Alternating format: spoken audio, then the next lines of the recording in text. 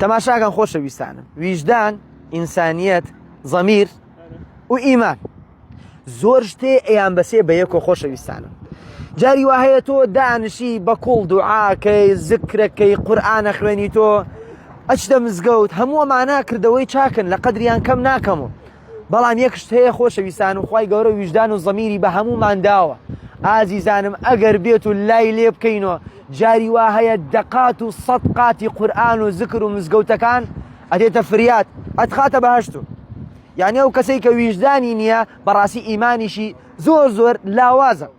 پێغەمبەرمان صلی الله علیه وسلم مەگەر نافەرمێ ستری برایەکی موسڵمان کە خوای گەورە ستر دەکات، عەفوی کە خوای گەورە عەفو دەکات، ڕێزی لێگرە خوا ڕێز لێگرە، لەگەڵی بە خوای گەورە لەگەڵتە، ڕەحمی پێکە خوای گەورە ڕەحمت پێکە. هەموو ئەمانە چییە؟ مەگەر ڕەوش جوانی نییە؟ مەگەر ویجدان و زەمیرت واو لێ ناکە کاتێ برایەک دەبینێ زۆر محتاجی ئەچتە هاواری؟ ئازیزانم ئەوەندەی لەسەر ڕەوش جوانی لە ڕۆژی قیامەتە پاداشە درێتەوە تەرازوت قورسەوێ لە پێغەمبەر صلی الله علیه وسلم نزیکە بی ئەخرێتە بەهەشت، ئەوەندە لەسەر کۆمەڵە تاعات و عیبادەت کە جاری وایە ڕۆژانە زۆر مواظبی لەسەری پاداش نادرێتەوە.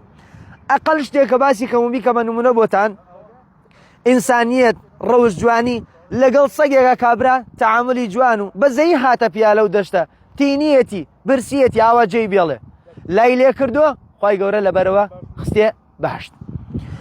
وە بە پێچەوانەوە ئەگەر خراپ بیت تەنانەت لەگەڵ ئاژەڵیشە ئافرەتەکە کە نان و ئاوی نەدا پشیلەکە خراپ بوو لەگەڵی نا ئینسانیەت و بێویژدانی و لە جێگەیەکە حەبسی کرد نەناویدایە نە ئاویدایە هەتا وەکو تۆپی خوای پەروەردگار لەبەر ئەوە حەقی سەندۆ ئەو ئافرەتە خستی ئاگری دۆزەخ.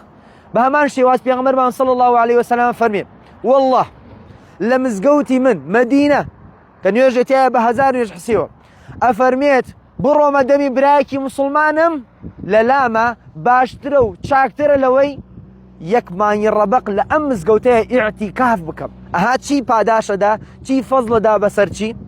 ویجدان، ئینسانیەت، ئەوش جوانی فەزڵەدا بەسەر کۆمەڵێ تاعەت و عیبادەت.